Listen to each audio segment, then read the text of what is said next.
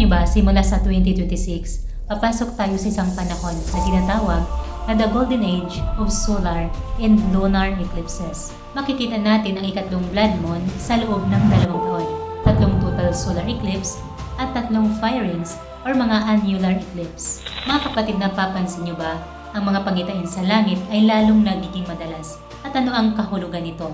At ang sabi ng Diyos, kapag kinakastigo ng Diyos ang mga tao sa buong sansinukob, kapag humagupit ang lahat ng uri ng kalamidad, magkakaroon ng mga pagbabago sa araw at buwan dahil sa mga kalamidad na ito. At kapag nagwakas ang mga kalamidad na ito, nagbago na ang araw at buwan at tinatawag itong paglipat. Sapat nang sabihin na magiging mas matindi ang mga kalamidad sa hinaharap. Amen. Ang mga pangitain nito ay hindi aksidente.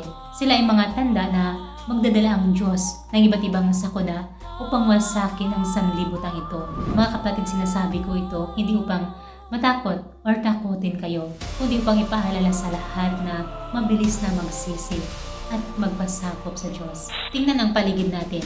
Mga digmaan, mga salot, mga lindol, mga snowstorm, mga baha, mga bulkan na patuloy na pumuputok.